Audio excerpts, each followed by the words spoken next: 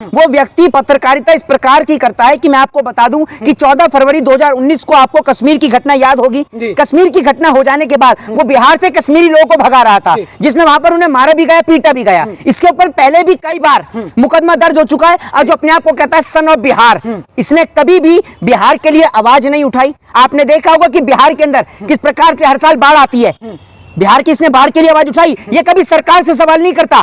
ये बवासीर और बिहार, जब बिहार के अंदर भारतीय जनता पार्टी की सरकार थी तब इसको नहीं नजर आया।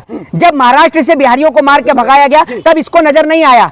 ये बिल्कुल नहीं बोला, चुप रहा। लेकिन अब ये सन ऑफ बिहार के ऊपर जब एफआईआर दर्ज हो गई है तो ये भागने में लग रहा है, अपने आप को ट्विटर से ट्वीट करे जा रहा है। लेकिन अगर आप में वाक्य में ही दम है और आप पत्रकार हैं और आपने कुछ नहीं किया तो आप सामने आइए। ये सरकार की गुलामी और चाटुकारिता और दलाली करते करते इतने पागल हो जाते हैं कि इन्हें यह नजर नहीं आता कि ये इस देश के अंदर क्या कर रहे हैं। इन्हों का एक एजेंडा था। मनीष कश्यप वहां गया, प्रवासी मजदूरों को देखकर जो वीडियो दिखाई वो सारी तमाम वीडियो फेक निकली, आपने देखा ही होगा। जिसके बाद इसके ऊपर बिहार पुलिस के द्वारा एफआईआर दर्ज करी जाती है, क्योंकि इससे देश के अंदर एक आपत्तिजनक माहौल क्रिएट हुआ। अब ये जो व्यक्ति है मनीष कश्यप, ये फरार है। इससे पहले आपने देखा होगा ये बहुत सारे कई विवाद कर चुका है। दूसरी सबसे बड़ी बात मैं आपको बता दूं, ये जो मनीष कश्यप है, ये व्यक्ति कभी जाएगा तो मजदूरों के ऊपर सवाल खड़े करेगा, कभी जाएगा किसी इंजीनियर को पूछेगा। अरे भैया, उस इंजीनियर की जगह तू सवाल सरकार से पूछना, जो सरकार उसे कॉन्ट्रैक्ट दे रही है। जब उसके पास नॉलेज नहीं है, उसको ये नहीं पता कि पुल कैसे बनेगा, फ्लाईओवर कैसे बनेगा, तो भैया तू सरकार से सवाल पूछ कि सरकार ने कैसे करे। ये जाके इंजीनियर से पूछता है। दूसरी बात, ये आप सभी लोग भी पत्रकार हैं, ये जिस प्रकार की भाषा शैली का प्रयोग करता है, ये अपनी भाषा शैली में कभी भड़वे बोलता है, कभी ये साले की गाली दे देता है। और मुसलमानों के लिए, मुसलमान क्या इस देश के भाई नहीं है? एक पत्रकारिता का काम होता है, एक पत्रकार का काम होता है देश में सच्चाई को प्रदर्शित करना। किसी एक व्यक्ति विशेष के लिए जहर घोलना पत्रकार का कभी काम नहीं होता। ये बवासीर और बिहार कभी, जिस प्रकार से बिहार के अंदर, सुन लीजिए, जिस प्रकार से पहले बिहार में भारतीय जनता पार्टी की सरकार थी, क्या क्या कुकर्म हो रहे थे उनको नहीं दिखाएगा। तमाम जगह पर उत्तर प्रदेश के अंदर हाथरस की घटना हो गई, वहां ये नहीं दिखाएगा। लेकिन बॉम्बे पहुंच जाता है, महाराष्ट्र पहुंच जाता है, वहां के इंजीनियरों से बातचीत करता है। लेकिन अब महाराष्ट्र के अंदर बीजेपी की सरकार आ गई तो अब ये महाराष्ट्र नहीं पहुंचेगा। दूसरी बात, ये बवासीर और बिहार ऐसा व्यक्ति है जो बिहार के उप मुख्यमंत्री तेजस्वी यादव को बदनाम करने की पूर्णतः साजिश रची गई थी। आपको पता होगा कि वो वहां पर, सुन लीजिए, वो वहां पर जन्मदिन के लिए गए थे स्टालिन के साथ में। आपने देखा होगा उनकी तस्वीरें भी वायरल हुई। जिसके बाद में इन जैसे पत्रकार जो चाटुकारिता की आड़ में इतने मशगूल हो जाते हैं, इनको यह नजर नहीं आता कि ये टीवी और टेलीविजन पर दिखा क्या रहे हैं, या यूट्यूब पर, सोशल मीडिया पर दिखा क्या रहे हैं। मैं आपको बता दूं कि बिहार का सबसे बड़ा पर्व जो होता है वो दो पर्व होते हैं। पहला होता है होली और दूसरा होता है छठ पूजा। पहला छठ पूजा होता है, दूसरा होली होता है। ये दो पर्व ऐसे होते हैं कि जिस माहौल पर लोग अपने अपने घर वापस आते हैं। दूसरी बात क्या है कि इस महीने में रमजान भी लग चुका है, तो जो तमाम जो मुस्लिम भाई हैं वो भी अपने अपने घर लौट रहे हैं रमजान मनाने के लिए कि अब ईद मना के वापस काम पे जाएंगे। तो इन दिनों पर निश्चित तौर पर ट्रेनों के अंदर भीड़ भाड़ रहती है।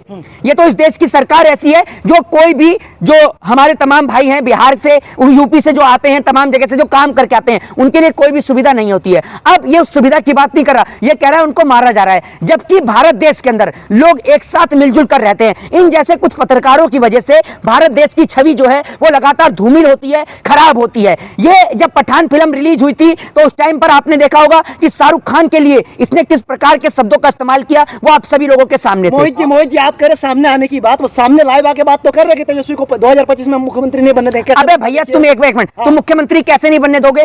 तुम्हारे हाथ में क्या पूरी बिहार की जनता का वोट है? ये बिहार की जनता तुम्हें जूता लेके तराश रही है। तुम कहते हो कि हम पठान फिल्म का विरोध इसलिए करते हैं क्योंकि शाहरुख खान गुटखे का प्रचार करते हैं, तो अक्षय कुमार नहीं करते क्या? अक्षय कुमार की सेल्फी जो फिल्म आई, तुमने कितना उसका विरोध किया? जरा ये बताइए। वैसे फ्लॉप हो गई। नहीं, मैं आपको बता रहा हूं, तो विरोध करना चाहिए था ना। ये तो कह रहा है कि वो गुटखा खाते में गुटखा का प्रचार करते हैं इसलिए मैं उनका विरोध करता हूं। तो अक्षय कुमार भी तो गुटखे का प्रचार करते हैं जी। की भाषा शैली को देख करके, और कुछ उसकी वीडियो है, लड़कियों को माइक से मारते हुए दिख रहा है। हाँ, ऑन कैमरा। बिल्कुल। तो उस हिसाब से आप समझते हैं कि किसी अरे मैं आपको बता रहा हूँ, ये कहीं से पत्रकार नहीं है। कभी ये इंटरव्यू देने पहुंच जाता है, कभी ये माइक लेके खड़ा हो जाता है, कभी कहता है मैं इंजीनियर हूँ। अबे भैया, क्या मोदी हाई स्कूल से पढ़ के निकला है तू? है सारी डिग्रियां तेरे पास ही हैं। दूसरी बात, ये एक इंजीनियर जो है ना, आप अगर पत्रकार बने तो अपनी काबिलियत के दम पे बने हो, तो वो इंजीनियर भी अपनी काबिलियत के दम पे इंजीनियर बना है, डिग्री है उसके पास में, ठीक है ना। आपकी तरह नहीं कि प्रधानमंत्री की तरह डिग्री नहीं दिखाने आता, वो जब मर्जी अपनी डिग्री दिखा सकता है। लेकिन आप उस इंजीनियर से सवाल करने से अच्छा आप उस सरकार से सवाल करिए जो सरकार उसे कॉन्ट्रैक्ट दे रही थी। सरकार से सवाल करा, जेल में डालने सरकार। नहीं सरकार, सुन लीजिए, नहीं सरकार से सवाल क्या करा उसने सवाल, सरकार से क्या सवाल करा, वो बिहार के मुख्यमंत्री उप मुख्यमंत्री तेजस्वी यादव से आके पूछता कि भैया आप वहां तमिलनाडु गए, वहां पर जो घटनाएं हो रही हैं ये सच हैं या ये जो दिखाई जा रही हैं सब काल्पनिक है, ये एक पत्रकार का प्रश्न होता है।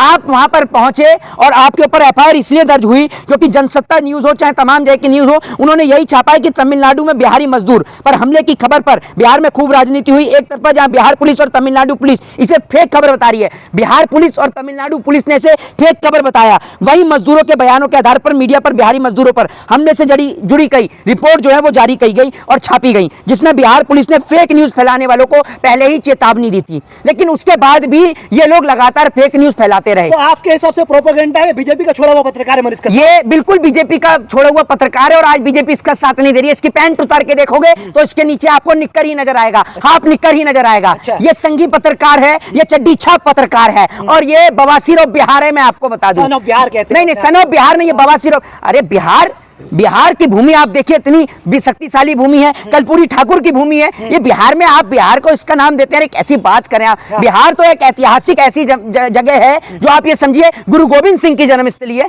भगवान महावीर की जन्मस्थली है, गौतम बुद्ध की ज्ञान स्थली है। आप इन जैसे लोग, इतने महात्मा वाले लोगों को आप इनसे कंपेयर कर रहे हैं। ये बवासीर ऑफ बिहार है, ये वो व्यक्ति हैं जिन्होंने बिहार का नाम रोशन किया। आज आप उठाइए बिहार का इतिहास, तमाम सुनिए, आईएएस और आईपीएस ज्यादातर आपको बिहार से ही दिखेंगे, ठीक है ना। ये तो सिर्फ बिहार का नाम बदनाम कर रहा है। दूसरी बात ये सिर्फ बिहार के उप मुख्यमंत्री तेजस्वी यादव को बदनाम करने की कोशिश है, क्योंकि आने वाले वक्त में चुनाव है, जिसके मद्देनजर रखते हुए बिहार के उप मुख्यमंत्री तेजस्वी यादव हो, चाहे फिर उनके पिताजी लालू प्रसाद यादव हो, चाहे फिर उनकी माताजी राबड़ी देवी हो, तमाम लोगों के ऊपर जो सीबीआई और ईडी का शिकंजा कसा जा रहा है। हाल ही के कुछ समय पहले ही लालू प्रसाद यादव, जो कि अपनी किडनी की समस्या से क्षतिग्रस्त थे, अभी वो सिंगापुर से कुछ समय पहले ही लौटे हैं, आपने देखा होगा, उससे पहले वो जेल की सजा काट के आए हैं। इनको दुख और दर्द इस बात का है कि लालू यादव ने जेल की सजा काट ली लेकिन भाजपा की गुलामी को स्वीकार नहीं किया, इसीलिए ये चाहते हैं कि लालू यादव को दोबारा जेल में भेजा जाए। लेकिन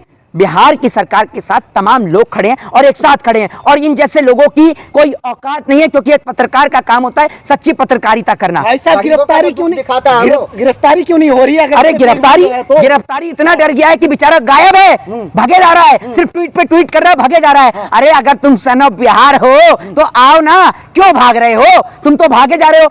भक्ता कौन है? भक्ता कौन आदमी है? अब हमारे ऊपर भी एफआईआर दर्ज हुई है, हम बोलते हैं सरकार के खिलाफ बोलते हैं, हमारे ऊपर भी एफआईआर दर्ज होती है, मुकदमा दर्ज होता है, लेकिन हम कभी भगते नहीं है, हम कभी भगते नहीं है, क्योंकि हमने जब गलती नहीं किया तो हम डरे किससे और हमें भय किससे? हम लोग सच बोलते हैं और सच का साथ देते हैं। अगर किसी को, व्यक्ति को आपत्ति है, हमारे ऊपर मुकदमा दर्ज करता है, तो हम कभी डरेंगे नहीं और ना कभी भागेंगे, हम न्यायपालिका की शरण में जाएंगे। अगर न्यायपालिका हमारी नई बात को सुनेगी तो जनता हमारे साथ में खड़ी है। अगर आपको लगता है कि बिहार की जनता आपके साथ है तो आइए बिहार में, पता चल जाएगा आपके साथ कितने लोग हैं। अच्छी खबर बोल रहे कि दिखा रहा हूँ, चश्मा उतार के बोल रहा तक नाम रखा चैनल का। अरे भैया वो अपने चैनल पर खुद ही आकर, जो है मैं आपको बता दूं कि खुद ही आकर इंटरव्यू देता है। फिर मैं आपको बता दूं, इससे पहले सुन लीजिए मैं आपको बता दूं, रवीश कुमार ने एनडीटीवी पे कब इंटरव्यू दे दिया। अब इससे पहले सुनिए, मनीष कश्यप का मैं बारे में आपको बता दूं कि मनीष कश्यप ने सोशल मीडिया पर फर्जी राष्ट्रवाद के नाम पर लोगों को भड़काया, जिसमें इसने किंग एडवर्ड की जो है मूर्ति तोड़ने की अपील करी थी। मैं आपको बता दूं, ये जनसत्ता ने पूरी खबर छापी है जो मैं आपको बता रहा हूं। किंग एडवर्ड की मूर्ति तोड़ने की अपील करी थी। यह मूर्ति बिहार के पश्चिमी चंपारण जिले के अंतर्गत वो क्या कहते हैं, महारानी जानकी कुंवर अस्पताल के परिसर में स्थित है, जहां पर इसने लोगों से इस मूर्ति को तोड़ने की अपील करी थी। अब आप सोच लीजिए, उस टाइम पर भी इसके ऊपर एफआईआर दर्ज करी गई थी, जिसके बाद डिस्ट्रिक्ट मजिस्ट्रेट की रिपोर्ट के आधार पर इसके ऊपर एफआईआर दर्ज की गई थी। एफआईआर में मनीष कश्यप और अन्य 31 लोगों के ऊपर एफआईआर दर्ज करी गई थी। अब आप समझ लीजिए, इसका उद्देश्य सिर्फ देश में दंगा भड़काना है। यह चड्डी छाप संघी पत्रकार मनीष कश्यप जैसे जो लोग हैं, सिर्फ इस देश के अंदर दंगा फैलाने का काम करते हैं। मैं बिहार के नौजवानों से अपील करूंगा, आपसे निवेदन करूंगा कि ऐसे लोगों को अपना आइडियल ना माने, आइडियल माने तो उन बिहार के तमाम लोगों को माने जिन्होंने इस देश के तिरंगे के लिए अपनी जान गंवा दी, जिन्होंने इस बिहार को, भारत देश का एक ऐसा हिस्सा, बिहार एक ऐतिहासिक स्थल है भाई साहब। बिहार आप देखें, सबसे बड़ी यूनिवर्सिटी आप ये सोच लीजिए, लाइब्रेरी कहां पर है? नालंदा ताशकंद कहां हुआ करते थे? जरा आप सोचिए। बिहार एक ऐतिहासिक धरती है जिसका ये लोग नाम डुबोने में लग रहे हैं। ये सन ऑफ बिहार नहीं, बवासीर ऑफ बिहार है जो पूरे बिहार को बदनाम करने का काम कर रही है, और इससे आपको सतर्क और सावधान रहना चाहिए। जय हिंद, जय भारत, वंदे मातरम।